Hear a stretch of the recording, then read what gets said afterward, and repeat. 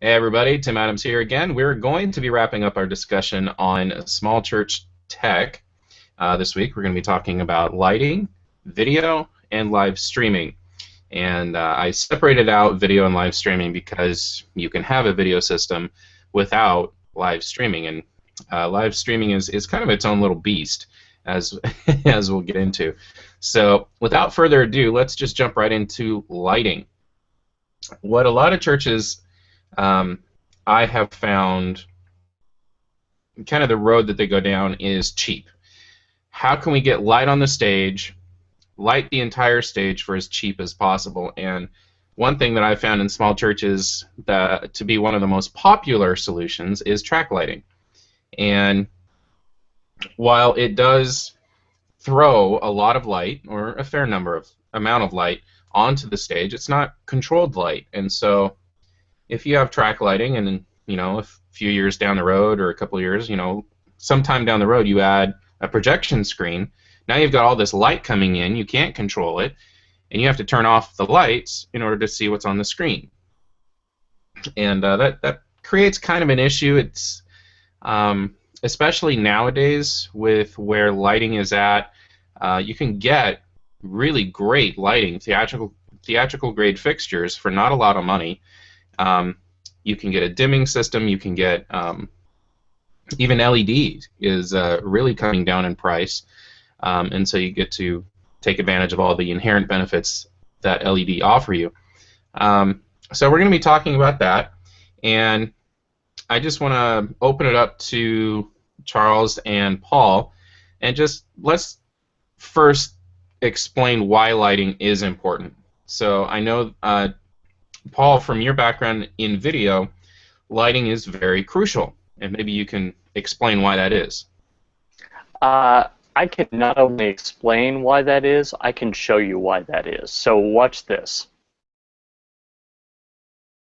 This is just regular lighting, exactly how if you went into a room in your house, this is what you would see. And you can tell I'm dark, you can't really make out much. That's because it's bad. I've created light especially for situations like this, and so you can see that it's different. And the reason that we need better lighting, especially in video, is because God is remarkably better at making eyes than people are. So cameras just can't pick up light or the gradations of light that the human eye can. That's why we have high dynamic range photography, where you take several pictures, you put them all together. Same thing with video, is that there's just more range that the human eye can see than a camera can. So you have to add light to kind of fool it so that it looks through the camera like it looks through your eyes. So that's why it's absolutely important if you're going to do live video whatsoever. In my church, when I started going to my church, we didn't have live video. We had theatrical fixtures, but it was a lot dimmer than we ended up making it once we added in live video. So just from a videographer standpoint, Tim and I have video as our backgrounds. Lighting is super important. Without it, it's called black, and that's all you see, which is okay if that's what you mean to see. It's not okay if you're trying to see the expressions on the pastor's face. Yeah, absolutely.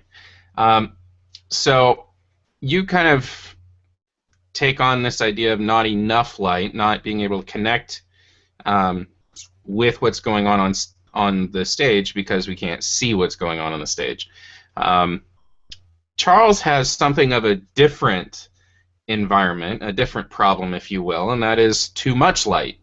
And so Charles, go ahead and just screen share that if you would, and we'll see if that works, and I'll come over to you. So what we have, I'll just white box this. This is Charles's church. So go ahead and explain the issues that you're having with your lighting. Yeah, so the issues that we're kind of having with our lighting with the picture I've got shown here is we've got too much light. And we're in kind of a tight, small room where it's hard to control that light. You can tend to control light a little bit better when you have a larger room.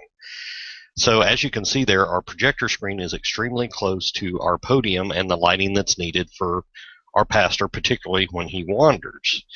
So anything that we would do lighting wise to help out lighting the pastor better would actually diminish the screen quality. And you can kind of see here in the last hangout, Tim talked about, viewing angles and stuff. As you can see here, there's some words on the screen and they're kind of washed out. But if you kind of shift your angle to the side where you're looking at the screen a little more straight on, it's a little crisper.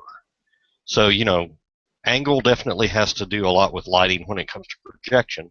But back to the whole deal about having too much light. In the main case of what you see here, we only have two little spotlights focused on the pulpit, and we've got a lot of background lighting. And to the human eye, when you're sitting in that room, that stained glass does not look like it's about to explode with light like it does in this picture. I mean, it actually looks pretty natural to the human eye, but to a camera, whether it's a still camera or a video camera, it really looks overexposed and washed out. And if you go and look at our YouTube channel, you'll see some of the earliest videos that we did when we started live streaming. The pastor looks really dark and the background looks really bright and everything looks just washed out. And our newer videos don't look quite so bad. I mean, yes, there's still room for improvement in them, but we have taken some steps to put in some lighting with the stained glass and the lighting that's on the rock that's a lot less intense to cameras, if you will, but to the human eye, it kind of looks the same. We went from basically fluorescent lighting to LED lighting that is dimming capable, although we're not dimming it as of yet.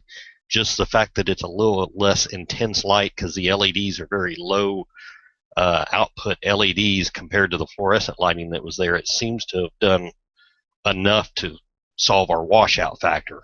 So our background lighting's been reduced, but our foreground lighting is still a little bit of an issue.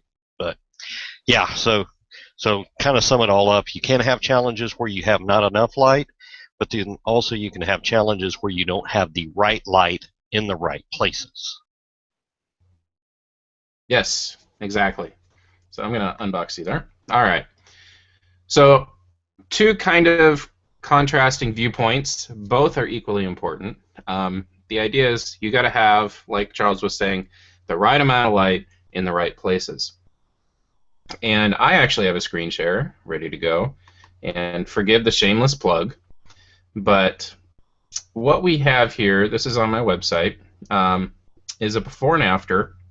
This is what I walked into. So this is a, I would hesitate to say small church. It's probably pushing on the medium, but it's on the smaller side of medium.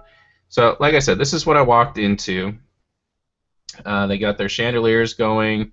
They had a number of fixtures up on this beam here, and then some fixtures back here. And you can see that light's hitting the screen. It's just really dim. There's a little bit of a focus here in the center, and this is what we ended up being able to provide with 5 fixtures, which is pretty incredible if you think about it. The lighting intensity is, considerably brighter. We added backlights back here, and you notice that nothing is on the screen at all. And then it's a little difficult to see. I'll try and zoom in here. But over here on the left, that's our 5th light. So we got one light here, another here, one here, one here. And that's for the main stage area. Then over here, we added another light for the organ and the piano, so people can see them, number one. They do have a video system in place here, so the cameras really love this light. And then it also provides reading light for the musicians that are playing these instruments. So I don't remember the total cost of this particular package. Most of that went into the dimmer, which, that was a conversation that we had with the church in terms of, what do you want versus how much, budget do you have. I seem to remember it was somewhere in the $2,500 range, and I think like 1,500 of that was the dimmer. So there are other less expensive dimming options available. I think we also got them a nicer board than you would actually need. But so that is an example of what is possible, and once again we'll show you before and after, and really what the other issue we were having is that these chandeliers, because there was such dim light up here, the chandeliers were actually creating issues with light spill, and by overpowering that with brighter fixtures, we pretty much nip that in the bud. So that's one of the things that you can do fairly inexpensively. You don't have to go with the fixtures that I went with. You don't have to go with the dimmer that I went with. There are ways to bring that cost down, because I know that price point is probably a little steep for a lot of churches out there. But the point that I want to get across is that you don't have to spend a ton of money on lighting to get really, really great results. There are some basic principles that you can adhere to, and you will likely get better results than you have right now. Now, keep in mind,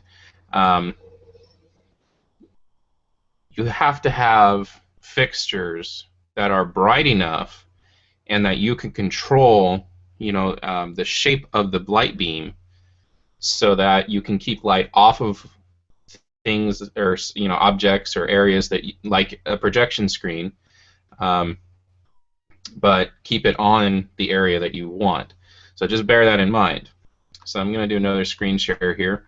So here is a basic diagram. This is a profile to show you vertically where your light needs to kind of be mounted in relation to the subject that you're trying to light. So you're essentially creating a 45-degree angle, and it's going to be a little different if you don't have a video camera. This is part of something that I'm working on, another project, but I wanted to bring this up because this is how I light the events that I do. This is how I light the video work that I do. You get that 45-degree down angle, and it's steep enough to get up kind of out of the subject's eyes, because if you come down below 45 degrees, you're really just blinding the person so they can't really see anything, and that just doesn't help anybody. Whereas you get it up at 45 degrees and they can see under the light, like if you're doing an interview, they can see the person asking the questions. If they're in a church environment, they can actually see the audience. That actually really helps. And then it's a low enough angle that it actually gets under the eyebrows, and so you don't get light hitting the eyebrows, casting shadows over the eyes, and creating what I call the raccoon effect. And let me just grab a flashlight here, and I'll show you what I'm talking about. So let me come back to the Hangout, and we'll do a live. I'll put this on the low. All right, so here you see the raccoon effect, right? You guys are probably all very familiar with this to a certain extent. All right, so if I bring that down a little bit, you see now you can see my eyes, right? And if you're really good, you can see the little glint in my eye. We call that an eye light. Now this is a little close, but you get the idea. The idea is that you want to get under the eyebrows. That's the big thing. So, whereas if I get right here, I can't really see anything past the flashlight. I know there's stuff back there, but it's so bright in my face that anything that exists beyond it is lost to me. So that's the importance of the 45-degree angle. Again, raccoon eyes. I mean, this is great for a dramatic effect, but not for not for a live audience. So get that 45-degree down angle, and that will make magic for you. Now going back to the screen share, I've got one more image to show you guys, and let me pull that up. And this is from the sides. So again, 45 degrees off center, horizontally. And the reason for this is because you want to fill in the shadows that are being created by this light on the side with this light. Now this is what we call a three-point lighting system. Paul is going to be very familiar with this as a video guy.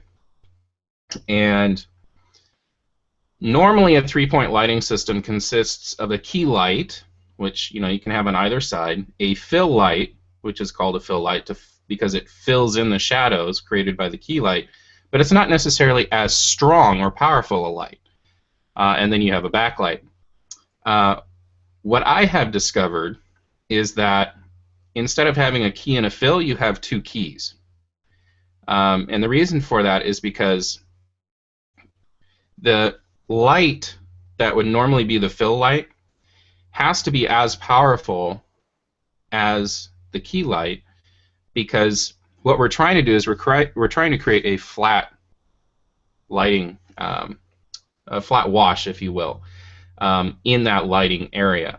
And you're only going to achieve that through two methods.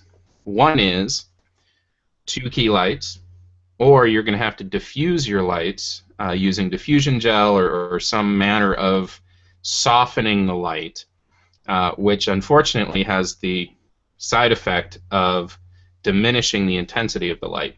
And so you have to have a more powerful light in order to achieve the same brightness, which is why I like two key lights.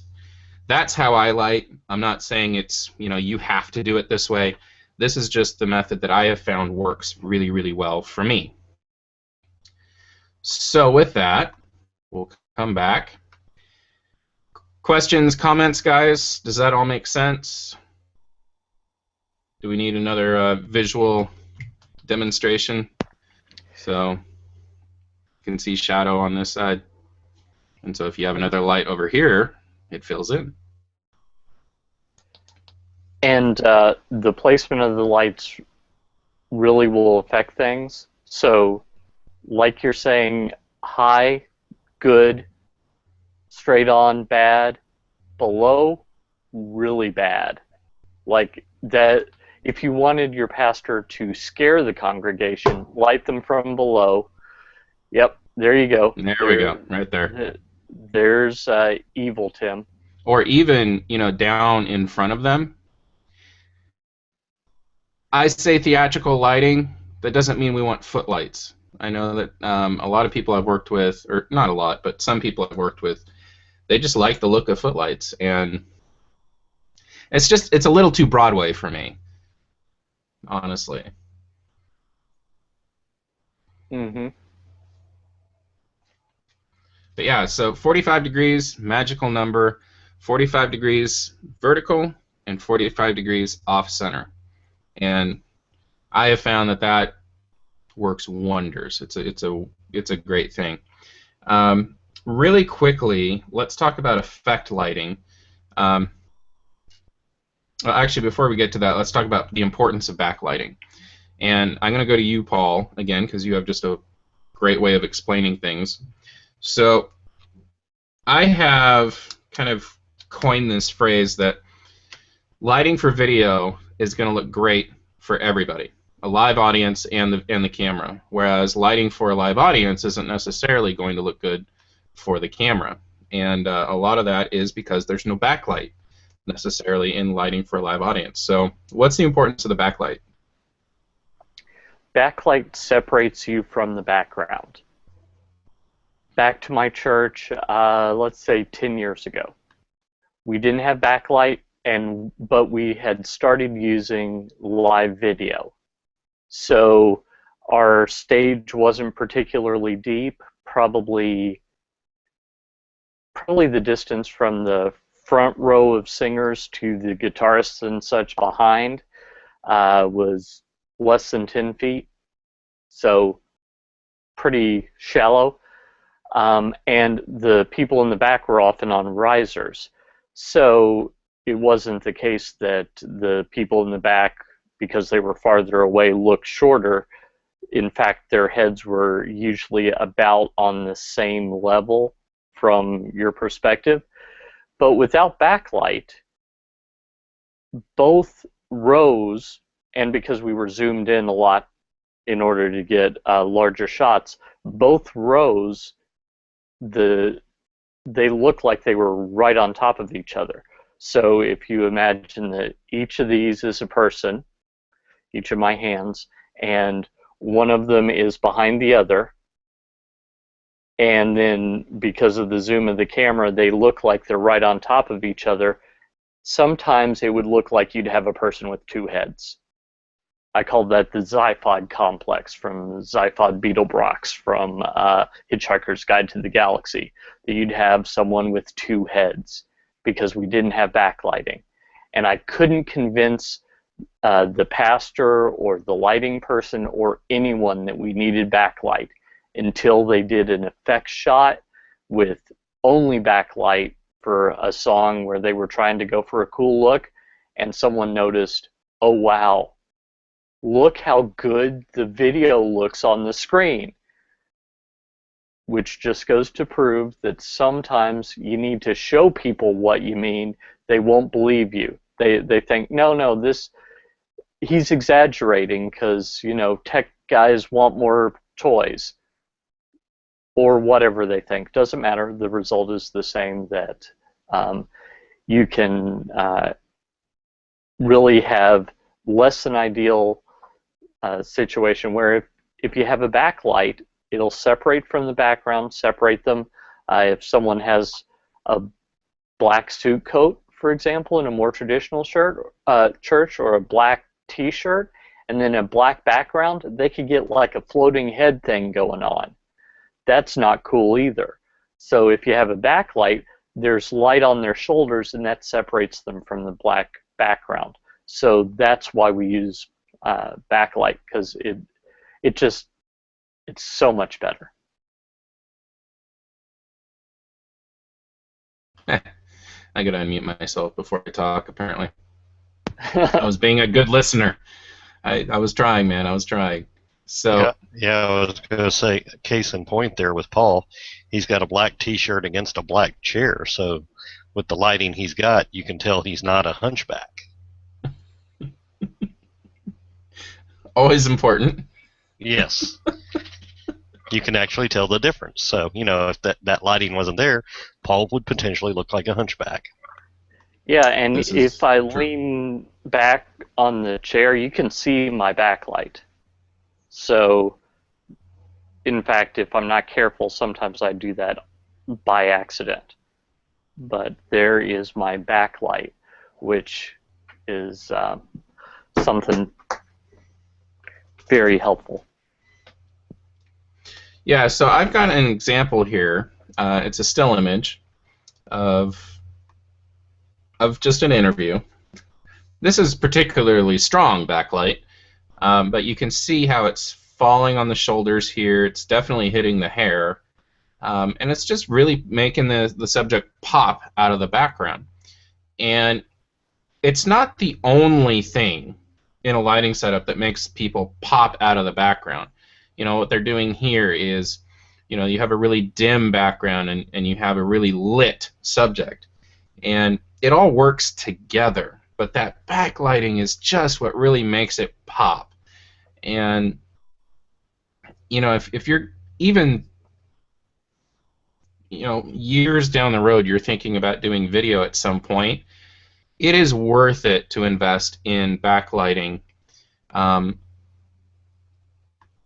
simply because it makes it look so much better for even the live audience.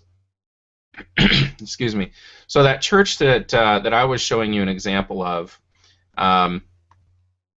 that I had gone in and done lighting for, they were so happy the with the lighting that they actually use their stage as a photography studio of sorts, because it's exactly what you need for a really clean front light and a really fairly nice backlight. So the photos that they've been able to get in that space, I don't have access to them, otherwise I would bring them up, but um, it certainly does help. And I would strongly recommend that if you're going to upgrade your lighting, that you seriously consider adding in backlight. Give me a moment, guys. I have to catch up on some comments here. All right, so Betty Jane actually just wrote in, and she says that backlighting is also referred to as rim lighting. They're similar. They kind of have the same effect. It separates them from the background. Rim lighting, as I've seen it in photography specifically, as she's mentioning, is a very definite effect that people go for, and it's often used to outline the subject against the background, oftentimes with no front light, and so all you're getting is like this silhouette, like cutout from the background, which is really, really cool. And I would caution people to not necessarily use terminology in a way that is going to confuse. Not everything is, not all terminology like rim lighting, hair lighting, backlighting, they're not necessarily synonymous. And I just want to caution against that. As long as everybody understands what you mean by when you use a term, great. But if there's some ambiguity there, I would just caution. And so I pulled up an example of rim lighting so you guys can see this. So you see it's a very, very strong effect, very dramatic. Whereas if we added just a bit of a front light here, it would completely change the tonality of the image.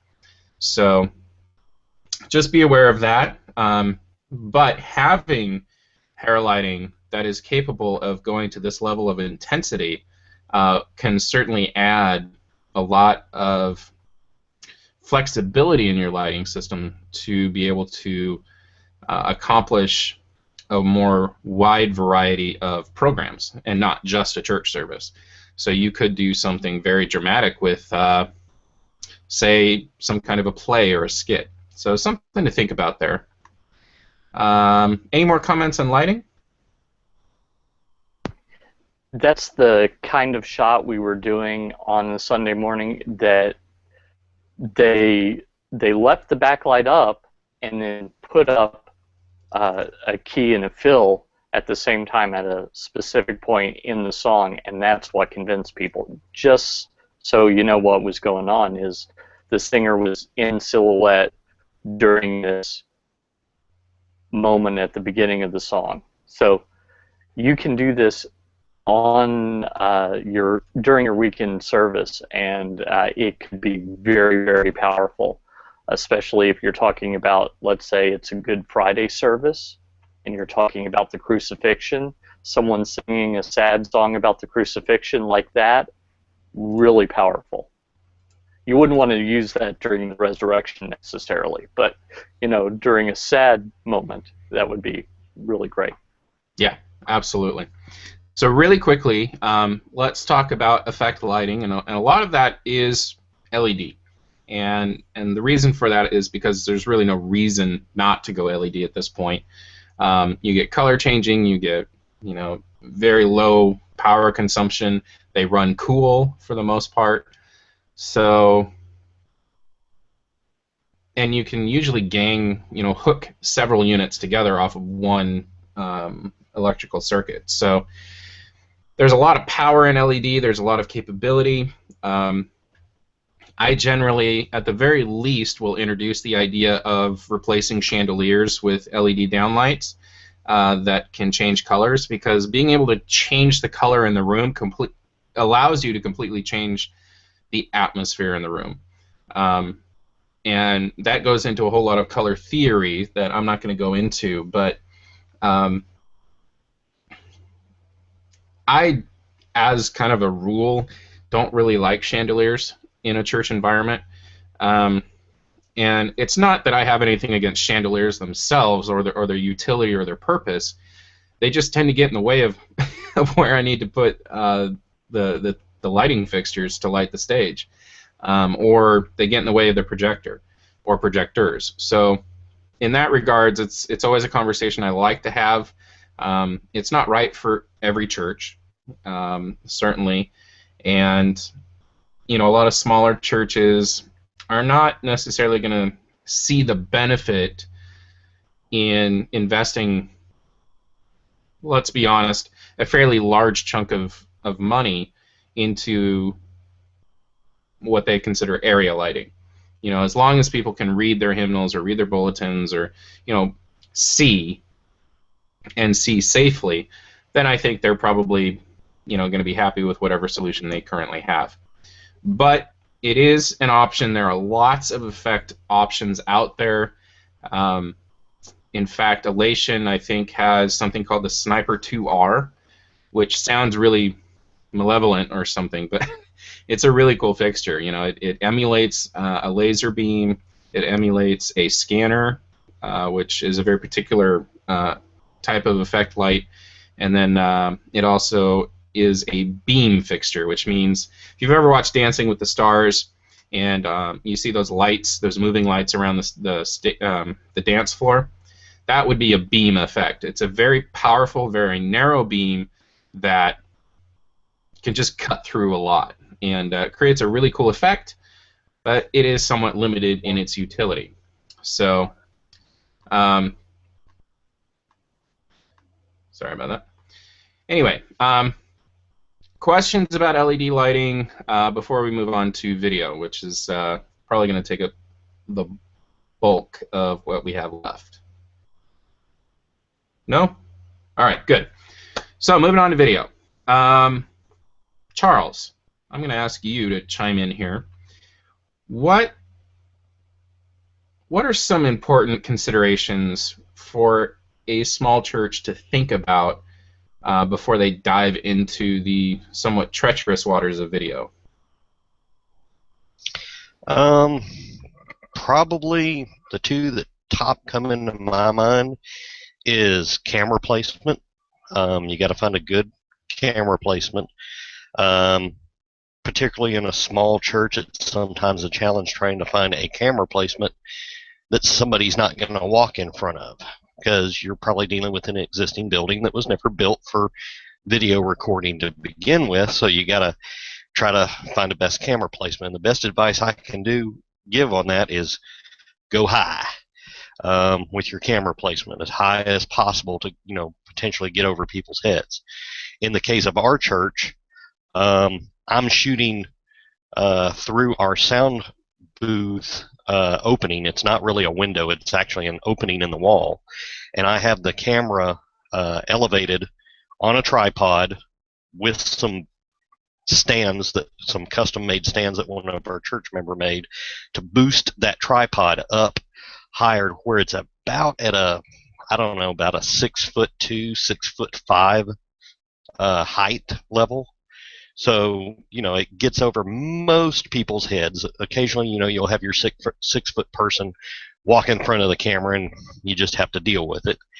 So camera placement is one. The other is the tripod itself.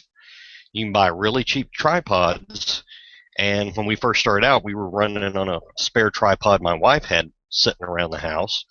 That I don't know how much it cost, but I'm sure it was less than $100. And your really cheap tripods don't have what's called fluid motion. So if you've got a pastor like we have that tends to wander a lot, and you try to move that tripod, it'll stick. So you'll have herky-jerky motions during your service, and it's not very pleasurable for the viewers. Since then, we've gotten I don't think it's a true fluid head, but I know it's the same tripod that Paul's recommended in a list that he's got. And for the most part, it works pretty good. If you've got a pastor that wanders, it floats good. But if he stays somewhere for a while and then you have to move, it does take a little bit of force to bust it out of a fixed position when it's sit there for a while. But once you learn how to control that, that's okay. And then I guess the third thing out of video that you really want to be aware of, like I said, one's camera placement, one's a tripod. Third is just getting somebody that's used to operating a camera and following somebody around. Paul's mentioned in some of his training videos on getting video going is try to not do the fire hose effect. I'm still struggling with that. Some of my videos still look like a fire hose to a certain extent, but once again, part of that not just comes with training the operator of the camera on, how to move it smoothly and not too quickly. It's all about smooth motion. The other part of it is also training the people you're going to be videoing and try to give them spots saying do not travel past this point if at all possible, if they'll follow that instruction. Give them ranges. Like our pastor, I've tried to tell him, sometimes he does it, sometimes he doesn't. I've tried to tell him, always kind of envision like you've got one hand on the pulpit and try to venture no more than one arm's length away from the pulpit. That way, when I'm following him with the camera, I know exactly where he's going to stop and I can anticipate his movements so it looks less like a fire hose. Those are just kind of the top three things in video that come to my mind when you're getting ready to tackle video. You need to address those right up front, or else you're going to have a lot of bad videos initially. One's camera placement, two is tripod, and three is training the mover of the camera and also the person on the other end of the camera. I would agree with that. Paul, what would you, Paul, I don't know why I get you two mixed up. Maybe I'm just dyslexic and I'm just now becoming aware of it. Paul, what would you add to that? Well, I think in general, Charles is spot on. I think I would tweak just a couple of things real quick. I think there's a limit to how high I would put up the camera. I don't think that if I had a balcony where I'm 15 feet above everyone else, I don't think that I would put it above that unless the pastor, you've got like an old Methodist sanctuary that John Wesley himself preached in where you climb up stairs or something. If it's something like that, I think generally because when someone's looking through the camera, they don't know how high they are up. When you're standing, you know how high you are up. So okay, I'm standing up or I'm sitting down. And if you think psychologically about the times in your life where you were standing as tall as you could and everyone towered above you, that would be when you were a child, during the time of your life when you were a child. And so everyone seems more important than you. By contrast, if you think of times where you tower over everyone else, wherever you look, you're taller than them, it's because you're around a lot of children. So I wouldn't want the camera to be up so high that the pastor looks like a child, and I wouldn't want the camera down so low that people walk in front of it, or that it seems like the pastor is lording over you. That's no good either. So I think those things really, really matter as well. And just to clarify what I meant by the fire hose effect too for Charles is I think sometimes you can't help but pan left and right and back and forth, but what I've seen some people do is they'll zoom in and pan left and then zoom out and pan right and then zoom in and tilt up, and it's more than just a back and forth motion. It's also an in and out motion or an up and down motion, all combined together so that it's just crazy. And I think that that's something we definitely want to avoid. You know, if you're zooming in, when you get to the end of the zoom or where you want the zoom to stop, stop zooming. You can continue to pan if the pastor moves. By all means, do that. But I just hate to see someone, the pastor moves off to the side, so they zoom out real quick, and then the pastor stops for a second, so they zoom back in real quick. And that's no good. I think that's maybe that's fine for like a rock concert, or if you do really rockin' music, but it's intentional. Even when you see a really fast zoom, the camera operator knows where they're starting and they know where they're ending. They're not accidentally getting any place. So intentionality really matters on those things. But if at all possible, I think I would add in, if you can have more than one camera, and I know that this is a budget thing, I know it's a personnel thing, but it just makes your production a lot better if you can switch between two cameras, because you can always have a good shot to go to, and you can get a really good close-up, and then if the pastor walks out of that, that's okay. You've got a wider shot to go to immediately. So I recognize that in a lot of churches that's just not possible, and I get that. I've been there myself. But, you know, the first opportunity, you know, don't just say, well, that's only for big churches. If you have the personnel and the budget, at least consider it. So. Well, and a two-camera system doesn't necessarily require three people to run it. You know, somebody to run the switcher and one person per camera. You could have a static wide shot that's just what I've used to call a cover shot, and that's the one that you crash to if, you know, in an emergency, or for whatever reason you need to, you know, cut to something quickly that you know is solid. It's there for you. It's your safety net, if you will. So you could do that. And just while we're talking about screen or camera height, I did want to bring this up to just help illustrate. So zoom in here. So, you know, this is what we would kind of be accustomed to seeing as adults, whereas as a toddler, this is more what we would be accustomed to seeing, which is why when we go and haunt our old stomping grounds, things don't look as big, is because we're not looking up at them anymore. And as an example, in film school, we learned that by setting the camera slightly below the eye line, you actually make the person or the subject look bigger and more authoritative.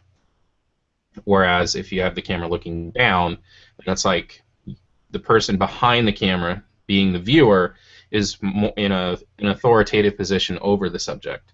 So just something to think about. Charles has a screen share. Let's take a look at that.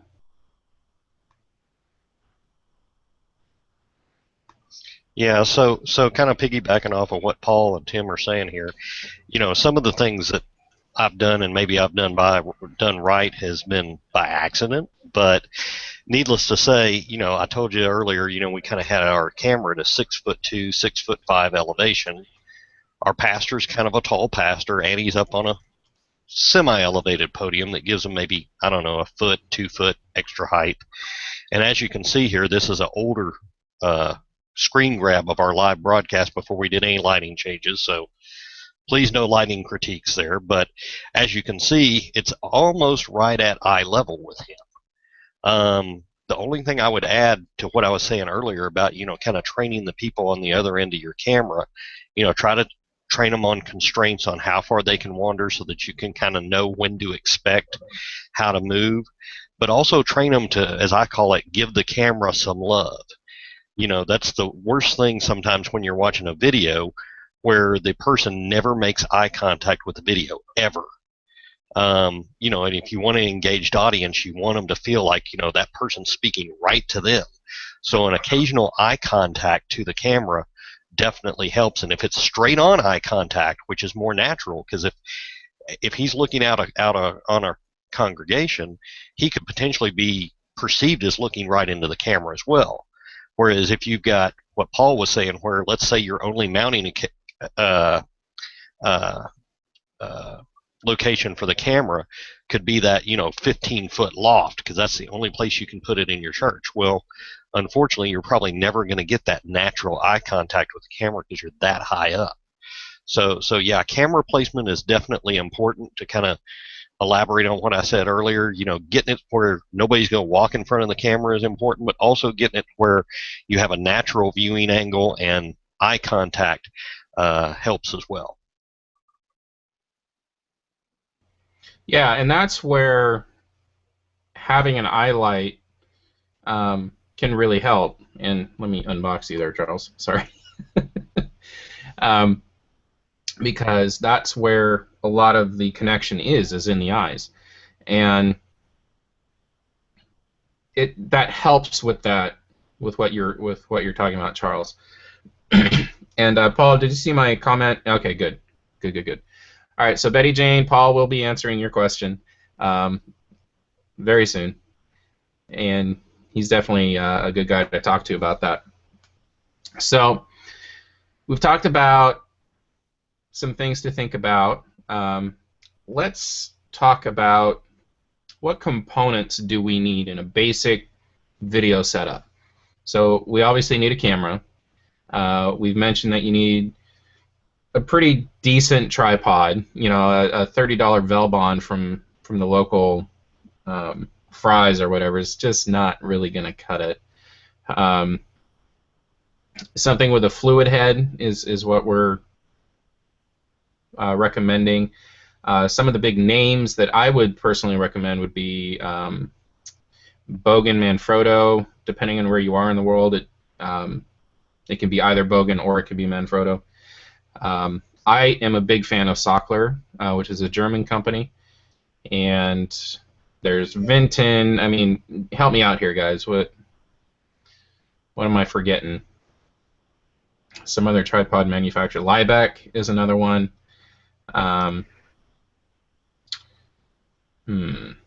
Those are some of the big ones that I know of. Bogen Manfrotto is Paul? what I've used like crazy.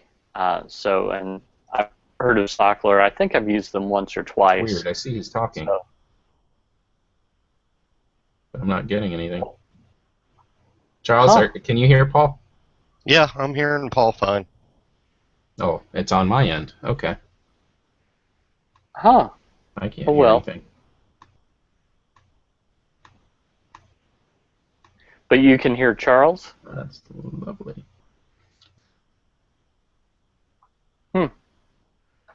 All right. That's not helpful.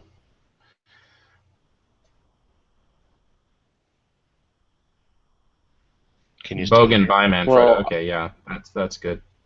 I may have to do something interesting here.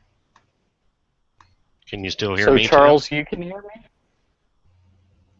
I can hear you, Charles. And no, I can't can hear anyone anybody. hear me? So it's like my sound just totally went out. I can hear everybody.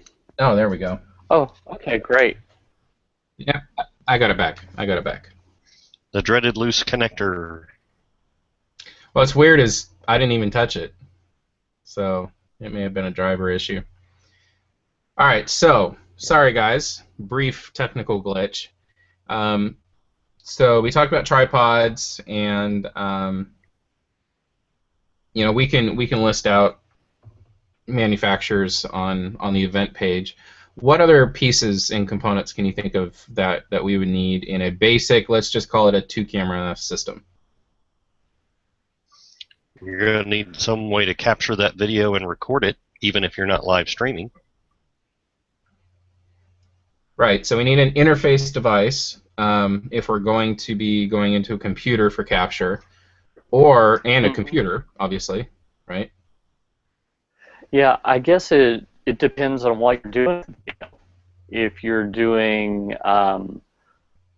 live streaming, you're going to need an encoder. If you're doing IMAG, image magnification, you're going to need a switcher. No way to do that later. If you're just recording to put it on DVDs or just recording so that the pastor can watch the service again to see things to improve or something like that, maybe you don't need anything other than 2 camcorders. You record on the camcorders, then you edit those together. But in that case, you would need video editing software and a computer. So I think it really depends on which of those 3 things you're doing. Yeah, I would definitely agree. You know, if all you need is a DVD that, you know, somebody's going to watch internally, then, you know, Panasonic and other manufacturers make a DVD recording deck that you just feed signal to, hit record, finalize it at the end, and you're good to go. Versus if you're going to edit it, you need an interface to get the video and the audio into the computer. You need the computer, and you also need editing software. And then, you know, you have the discussion of, well, do we go PC, do we go Mac? And each one has their advantages, each one has their disadvantages. And we'll get to live streaming. Don't worry, that's coming. And then they also just have recorders, you know, like an Atomos Ninja or an Key Pro or something like that. I mean, that's kind of outside the budget of a small church, but... Yeah, here's another critical thing to think about that we're kind of dancing around, and that is when you're dealing with this video, what's going to be your audio source? You know, based on the example Paul gave, if you're just recording the video for the pastor to do, should I say, a play-by-play later, the audio from the camera is probably fine. But if you're doing this for anything outside of self-improvement purposes, if it's going to be for the public, you really need to get a good audio source synced up to your video. Whether that's, you know, in the case of us on these Hangouts, having a headset on, to the sense of if you're in a church, you need to have the soundboard, the mixer, have an output from it going to whatever you're recording the video with. Yeah, absolutely. And so then we get into a situation where we're talking about how do we connect the soundboard to either the camera, if we're recording at the camera, or if we're recording to a computer, how do we connect that to the computer, and how do we make sure that the audio and video signals are synced together so that you don't get a video recording that looks like a badly dubbed Chinese film. You know, that's pretty important. And video tends to lag behind audio because it takes a lot more processing power to process video, which is why, you know, some people will introduce an audio delay into their system so that they can better sync that up. So there's a lot of moving parts in just a basic video system. And it's not just, oh, we're going to do this and we're going to do that and we're going to grab this off Amazon, we're going to grab that off eBay, we're going to grab this off Craigslist, and we're going to mash all this equipment together and it's going to work beautifully.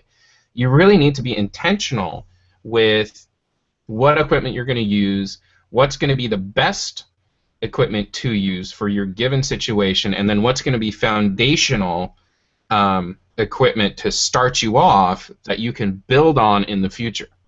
Because if you just build a system for today, then you're likely going to be replacing that at some point in the near future when that particular ministry grows or expands.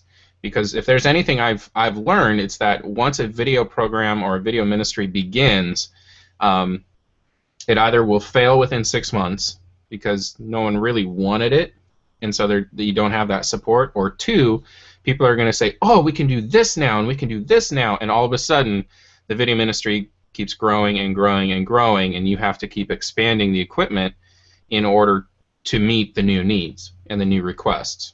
Am I spot on? Is my experience kind of meshing with yours out there?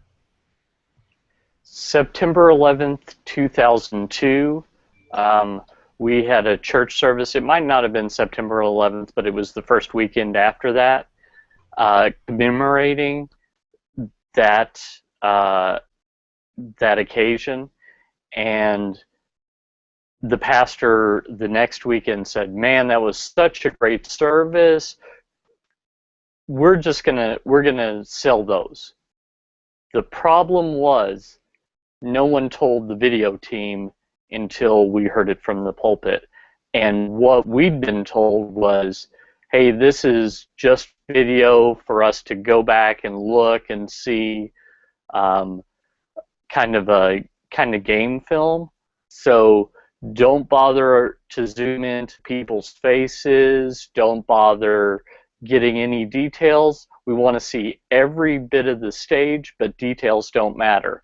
So at that point, it was a situation where we couldn't do what the pastor had asked because he asked us afterwards. But that is an example of, you start with a little thing, and then before you know it, it can absolutely grow. You're right, Tim. Started out as, hey, just record the service. Next thing I knew, years later, we've got full service iMag with multiple cameras. We're selling DVDs. All that happened, and it just one step at a time happens. Absolutely. Absolutely. So the other thing that we're talking about, so remember, two-camera system. Let's throw in a computer input as well for PowerPoints or slides. Let's just call it that. Sermon illustrations. So that's another computer source. And now we're talking about adding a switcher in to the mix because you want to be able to switch in between your sources. So now we have to keep this contained because we still have to talk about live streaming. So in as concise a way as possible, let's have a discussion between software switchers and hardware switchers. And let me start by just doing a computer count. All right, so we have computer as a source for the slides. We have a computer to record the kind of the switched master recording, so you know what's coming out of the switcher. And now we're talking about having a switcher on a computer. Now, I will mention this. A lot of switching software, video switchers that are software-based, have built-in recording. And so you don't need a separate computer for that necessarily. However, Charles, you can definitely speak to this. As somebody very familiar with computers, if you're not exceeding the minimum system requirements for a piece of software, it is very likely you're not going to be able to enjoy the full features and benefits of that software. So let's just dive into software switchers for a minute. And Charles, why don't you explain the importance of system resources and maybe how quickly video can really eat those up? Yeah, so let's speak, for instance, what I played around with, Telestream Wirecast. It's one of the most popular software switchers out there. Usually you'll have a set of minimum system requirements and recommended system requirements. And in the computer world, those requirements used to have a very big distance between them as far as minimum and recommended. Now some software that comes out just has a set of recommended, which they don't even bother giving you the minimum because the recommended is the minimum. And a lot of times if you only meet the recommended software requirements, then you can just do the basic things with that software, like one camera, simple transition, no lower thirds, no picture-in-picture. And honestly, that's where our church is right now. We're using not the full-blown paid version of Telestream Wirecast. We're using a what's called a white-boxed version of Telestream Wirecast that comes with Ustream, which is a streaming provider. And we're just using the free version. And there's been the occasion that I've wanted to do picture-in-picture of showing our camera and another computer that's doing our graphics display on a projector and trying to do a picture-in-picture with those. Well, the computer we've got's going on 8 years old, and it will not do that picture-in-picture well. When you do that picture-in-picture, the slides show fine, but the video starts doing what's called dropping frames. You'll see somebody and their head's here, then about 3 seconds later, their head's over here. 3 seconds later, their head's over here. That's what's called dropping frames. You're missing that detail and that motion in between because the computer can't keep up. So if you're going to get into the software switching area, kind of the general rule of thumb I'm kind of starting to give people, if you're going to get into doing switching and you want to do software, which I'm one of those guys, I like to do it in software. Paul, he's more of a hardware guy. But if you're going to do it in the software world, you need to probably look at a computer that's probably around $1,000. And the reason why is because you're going to have enough system requirements to kind of handle what you're doing right now, plus those things that you may want to do in the future. So let's say you start out and you're in a small church and you can only do one camera because of staff. I still would say do not go with a sub $1,000 computer, because if you ever start wanting to do picture-in-picture, you won't be able to do it. So that's kind of the general rule of thumb I've come up with software switchers. The other caveat, and I'll say this, I'm a monkey wrench type person. When ideas are presented, I always come up with the negative things with those ideas, whether they're my ideas or others. So that's just kind of the way my mind works, because if you can, to quote a movie, I guess, if you can dodge a wrench, you can dodge a ball, if anybody picks up that reference. Well, if you can solve your monkey wrench issues and plan for a worst case scenario, then you're going to be okay. So in the case of the computer situation, buying that $1,000 computer, you're planning for the worst case scenario of, oh, you got this, and then all of a sudden the pastor wants to do this. He wants to do picture-in-picture. He wants to do multi-camera. It becomes a beast of its own, and it's like, we didn't buy a big enough computer. Well, yeah, you did, because you bought a $1,000 computer. So just something to kind of keep in mind. The other thing about the monkey wrench thing is with computers, if you're going to go the software route, that computer needs to be tightly controlled per se. I'm not trying to sound like a old school Nazi here or anything, but you can't have somebody just coming in and using that computer to surf the internet and do research or let kids play games on it, because then you're going to have to worry about when it's time to live stream. Oh, I can't live stream because I've got this virus that's crippled my machine down to nothing where it can't run. So you got to make sure, if you're going the software route and you're going to use a PC, that, I hate to say it, and I even say this to myself, that PC can only be the streaming PC. It should not be the PC that you put your graphics up on the projector with. That was something I used to do. Once again, when we went from, should I say, sub-SD broadcasting to SD to almost HD broadcasting, I could no longer display slides on the screen and live stream with the same PC. I saw a performance dip. So we had to separate the displaying of graphics to another computer that fortunately we already had. So, things like that. So got to make sure the PC is tightly controlled. It's only used for streaming purposes. If you're not comfortable with those two aspects, and you're not a person that likes to play around with PCs and you want to keep things simple where you just push a button, then maybe hardware switching and hardware streaming is more for you. So with that being said, I'll throw it to Paul and let him kind of talk about hardware switching. Yeah, so the concern I have with software is, if you've ever been on a computer and you've had the software lock up on you, that's what we see a lot of times with something as resource intensive as video.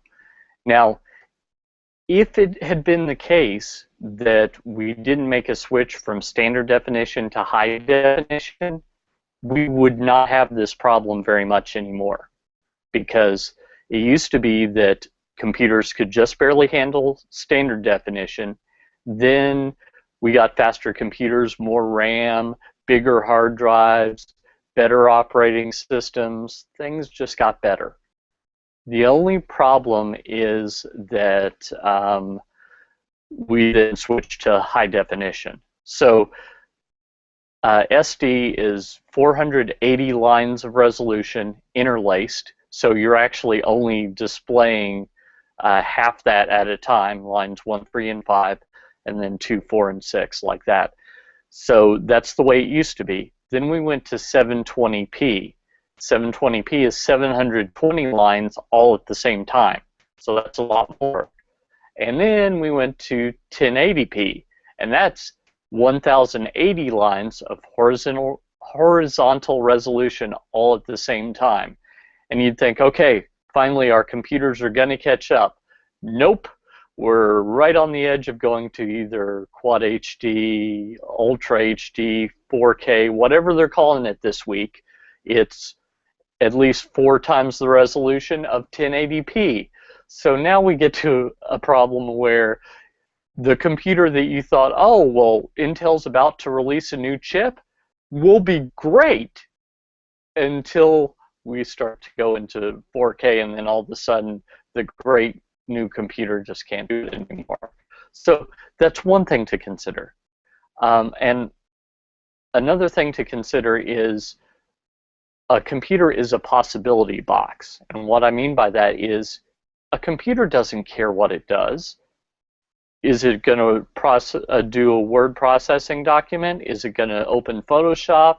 Is it going to edit video? It doesn't care. That's what software is for.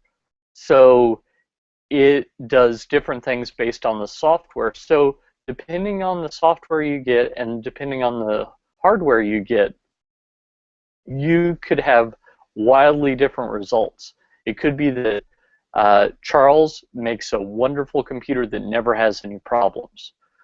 Someone else watching this hangout hears that and goes, oh, well, I'll just totally do what Charles does, and instead of having a wonderful computer that never has any problems, they don't know what they're doing like Charles does, and so they end up with kind of iffy results.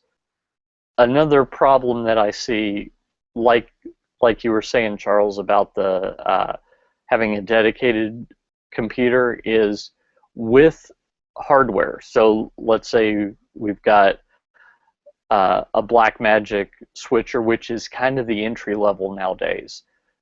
We could go with a Ross, we could go with something by Grass Valley, which is more expensive but much more likely to be stable. If you go with one of these pieces, they're much more stable and they're purpose-built. So it's not the case that you've got something that you've got to put together all the right pieces, and if someone tries to skimp on the budget, your $1,000 computer all of a sudden doesn't work so well because someone said, well, we got a $1,000 computer, let's save money and go with the free software. Or let's save money and we'll go with the cheapo, no-name video capture card that doesn't actually capture video all that well because it was a factory second. And so, So there are some concerns. I'm not saying that Charles is wrong and I would never do it. I'm just saying that there's much more leeway for messing it up if you don't know what you're doing than if you get something that's purpose-built. And one final piece of the puzzle, 3 years from now, I'm not going to update the operating system on my video switcher because in all likelihood, unless something breaks, it's going to be the same. 3 years from now, maybe Windows 10 is better for everything else, but you find out after you upgraded that your video switcher software not so much good. So I think that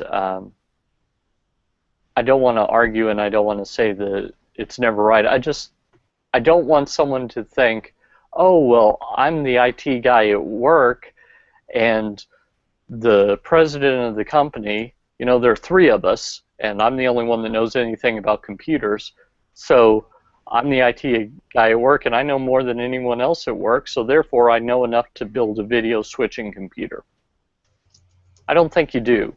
If if on the other hand you're an IT person with tons of experience, you could work at a Fortune 500 company if you wanted to, then I think you're probably able to. So there's a lot of room in these scenarios. So I'll cede the floor back to my friend Charles, and he can rebuff.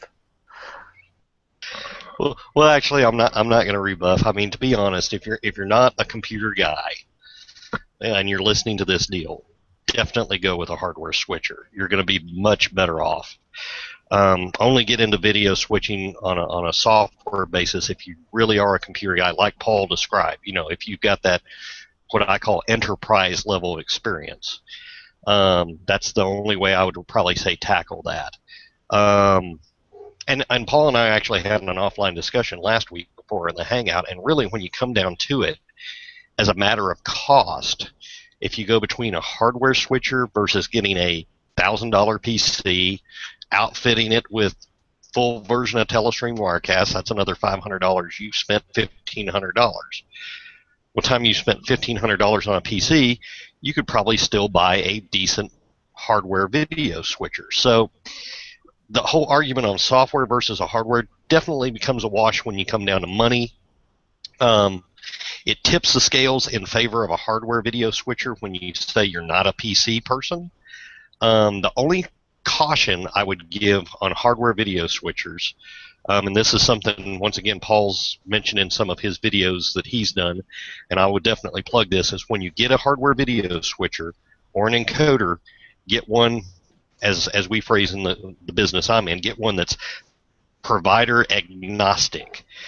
So, you know, make sure it's not tied where you can only use it with Ustream. You can only use it with Livestream. You need to get one video switcher or encoder or a device that does both that works with multiple providers out there, because you may get a live streaming provider and a year down the road go, we need a better provider.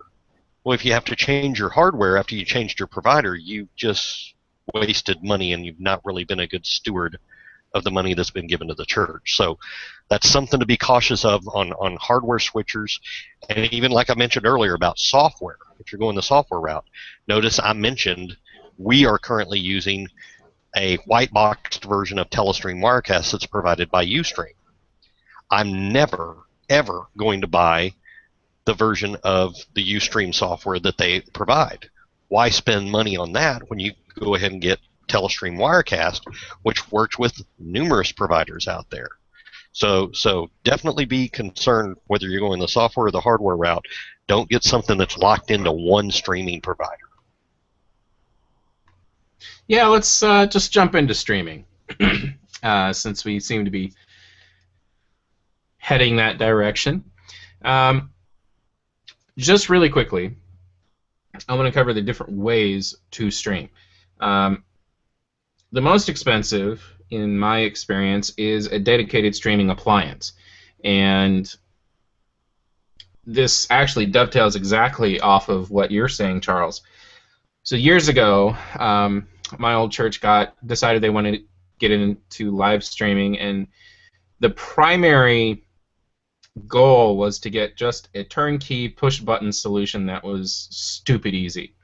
And so that meant we had to spend a lot of money. We spent about $5,000 just on a streaming appliance. It took a little while to get it set up properly. It was flash-based.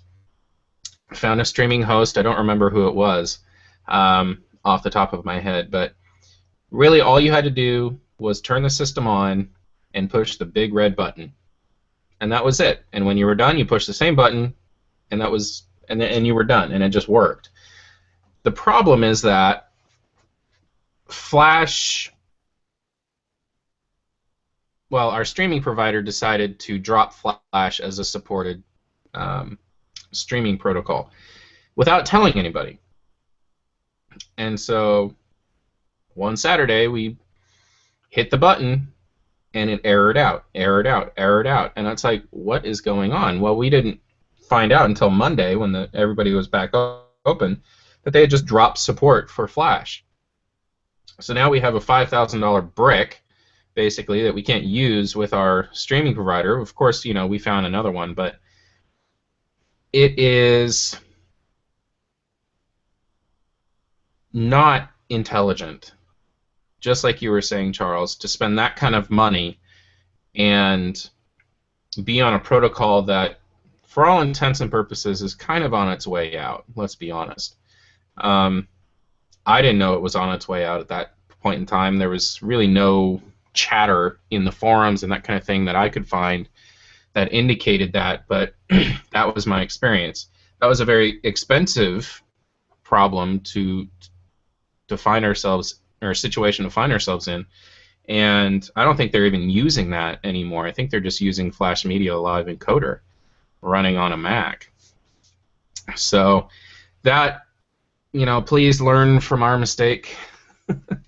But let's get into that. So I know Charles and Paul have both done a fair amount of research into live streaming providers, and they both have published guides, if you will. I think Paul is kind of more of a guide, and Charles, it's more of like a spreadsheet of different providers, what they actually provide, and how they all compare to each other. So between you two, what would you say are kind of the top things to consider when pitting or doing your research again, with streaming providers, and when you're comparing and contrasting? Yeah, the show I did today, actually, I talked about 3 traps that you can get into with live streaming, and I think Charles saw it because it sounds like he was referencing some stuff I was talking about. But one thing, and Charles, I got this idea from you, is he was looking at a streaming provider, which I won't name, that had everything he needed except for one thing. They would not let him embed the video stream into his church's website. That is a killer thing. It's kind of like, you remember a couple of years ago, people were saying things like, I don't even know if I need a website. I'll just use my Facebook page. Well, how's that working out for you?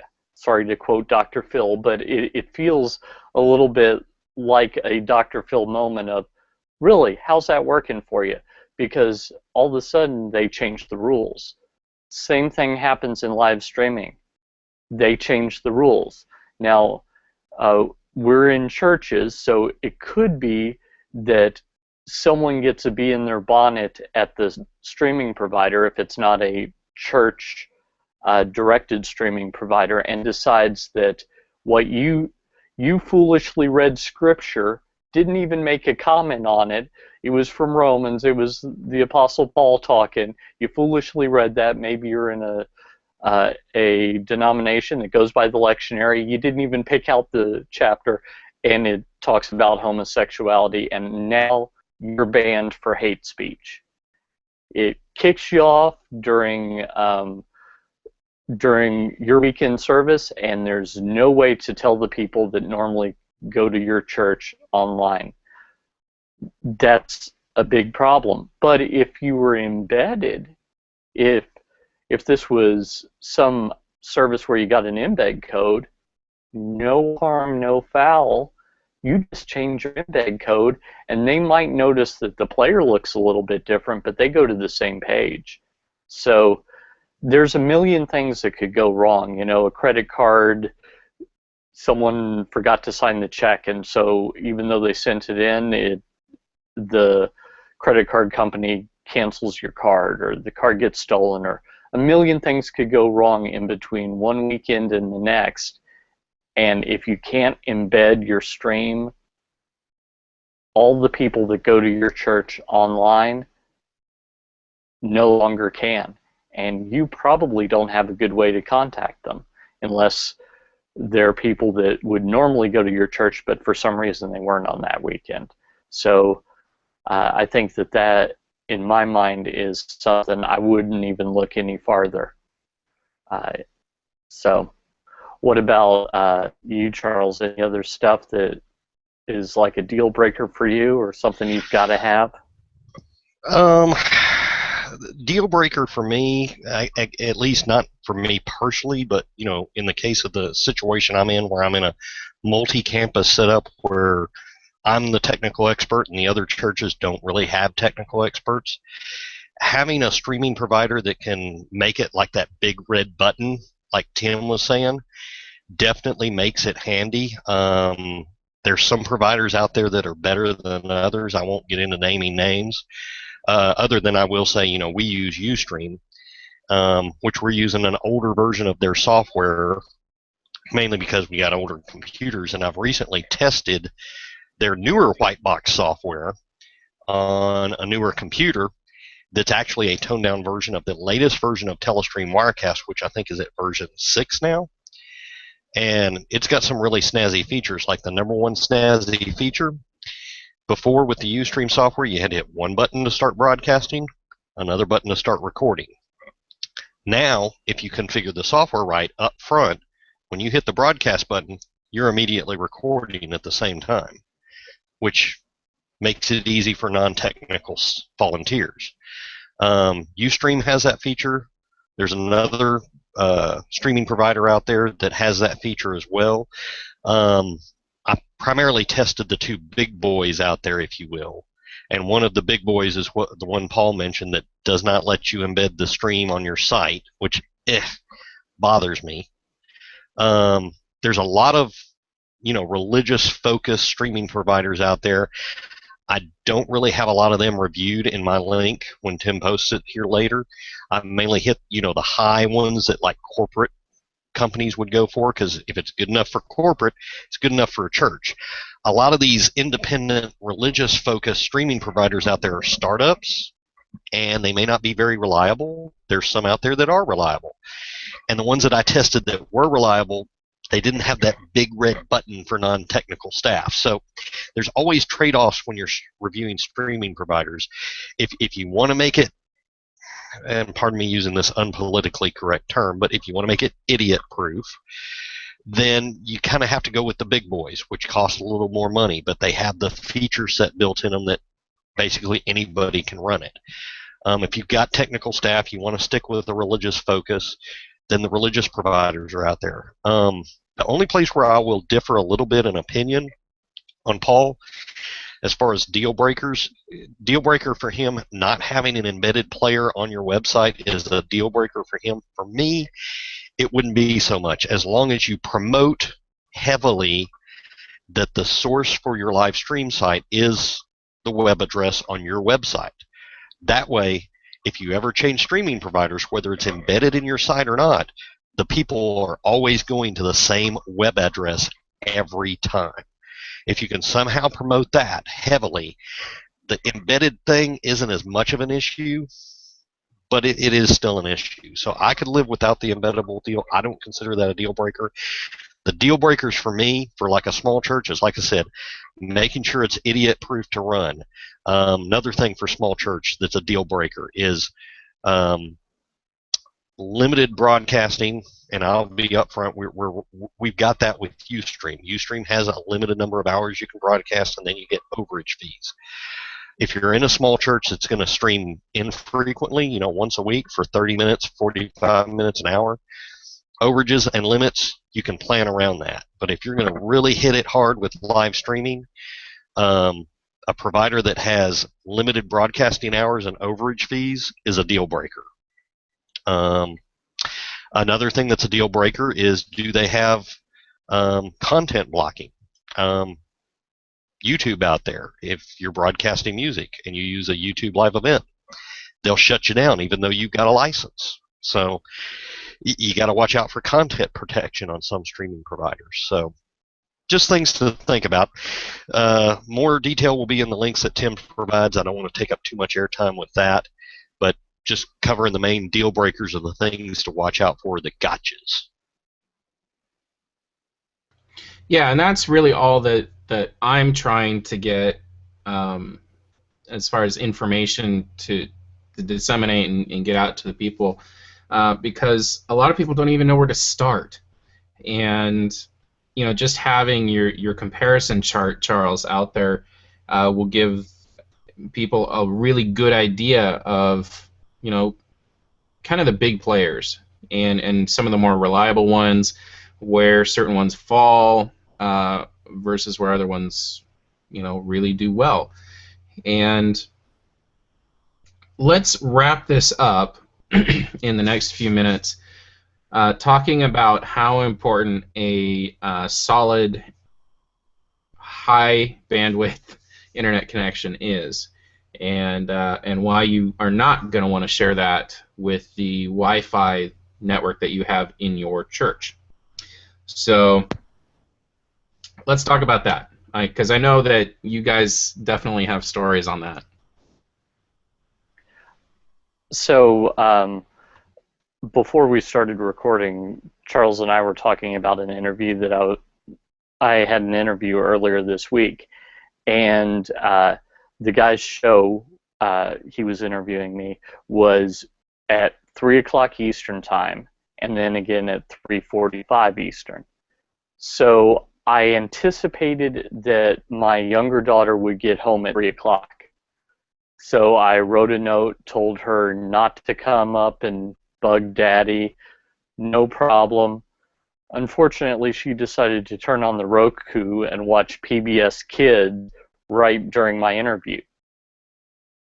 Happily, watching Roku is a downstream heavy thing, so my video on my end looked horrible.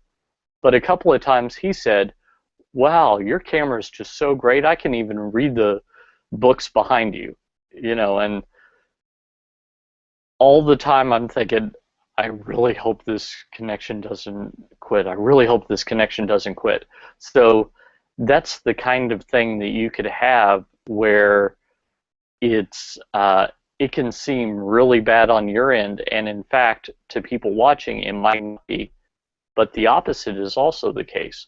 What if someone takes a video of the children's choir that sings and decides to use the church Wi-Fi to upload it to Facebook right when the pastor steps up? Yeah, it could happen. Yeah, it has happened.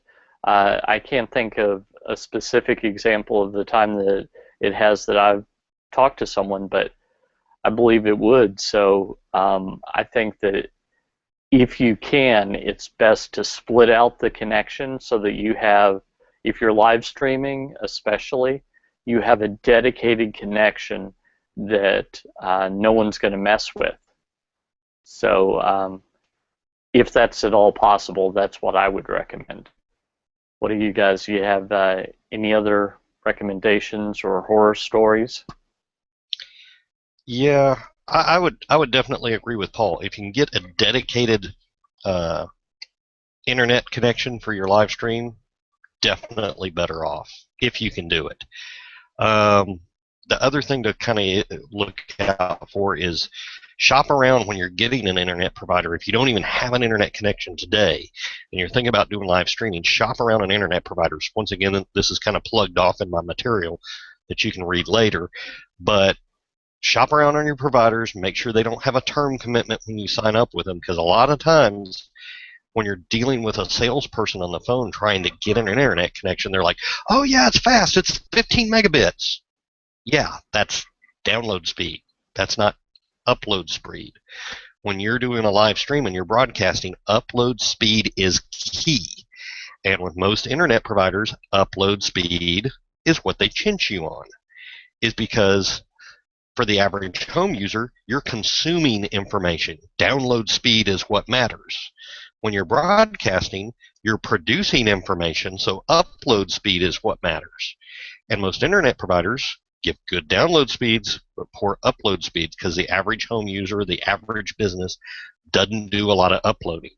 So you got to be careful with that. I've got information in my material about how to run a speed test, what minimum requirements to look for before you're live streaming. I'll kind of save all that to have you read the documentation later, but definitely shop around on internet providers.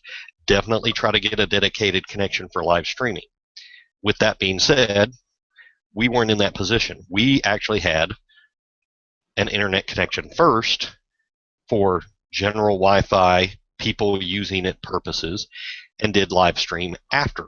Well, of course, we upgraded our internet connection to support live streaming within the budget that we had, but our budget didn't allow for live streaming and public Wi-Fi use. We can't do both with the budget we have. If we were to do that or get a dedicated connection, our monthly expenses would nearly double. So since we couldn't afford to do that, once again, me being kind of a PC and an IT guy, I go in once a week, or I say once a week, once every 3 weeks when our pastor's at our site and we're broadcasting to the other 2 churches in our district. Right before the pastor goes to speak, I basically lock down the Wi-Fi where only the streaming computer can get on the Wi-Fi and everybody else gets kicked off. Because if I didn't do that, and once again, I don't mean to sound like a Nazi, I'm not trying to be a bad guy, but if I didn't do that, somebody would start playing on Facebook, taking pictures in the sanctuary and uploading them to Facebook, and next thing you know, the live stream dies. So I actually kick people out. Now, I also broadcast our Bible study time in the morning, but I don't kick people off of our Wi-Fi on that. You know, there's kind of an understood reason that our live stream may be a little unstable during our Bible study. And what I do to kind of keep this live stream as stable as possible is I've actually instituted a threshold for the other Wi-Fi users on my network. They can only use so much upload speed. The problem is it's a cumulative number. So this person that connects may get, say, 5% of our upload speed. The next person connects, gets another 5%. Eventually enough people connect, and that can still affect the live stream, and that's why I have to put it in lockdown mode for the actual sermon. So that's my horror story. To go back to the point of try to get a dedicated connection for your live stream if you can. If you can't, there's ways to manage your network to kick people off, but once again, you've got to be comfortable with IT tools and processes to do those sort of things. Anyway, I think that's about it there. Excellent. Well, guys, we are out of time, and not just because I'm creating some arbitrary deadline or ending time. It's because I have a place to be at 8 o'clock over here. So I think we've really covered it pretty well. And I'm a big fan of not spoon-feeding everybody all the information. I like this idea of, giving them resources, making them get some ownership in it. Because really, the people that are going to make a tech system work, an AV system work, is you who are watching. It's the people in the trenches, it's the volunteers, it's the techs themselves. And having ownership in an AV system that you help run is a really great way of getting people to engage. And whether that's in training, whether that's in vision casting by leadership, whether that's by connecting task to purpose. So as a leader, you're telling your volunteers or your crew, your techs, this is what you do and this is why it's important. This is how it helps support the vision and the ministry of the church. That is really, really important. So having ownership in the system by doing the research and just all the little things is very important. So I want to thank you guys for your contribution, and of course we will be back a week from now talking about another aspect of church tech. As usual, I have not chosen what that's going to be yet, so I'm sure you won't be on pins and needles waiting for the announcement, but yeah, I just want to thank you for watching. And again, if you are a viewer out there, I see we have 4 of you out there. I know Betty Jane is one. I know that I think Craig Lawrence was another. He did comment, yes. So there's 2 of you out there that I don't know who you are, but feel free to look us up in any of the Google Plus communities we're in: Church Tech, Adventist Church Tech, Tech Applied, and Church Mag. And or you can look any of us up on Google Plus privately. We'd love to hear from you. So with that, thanks for watching, and we'll see you next time.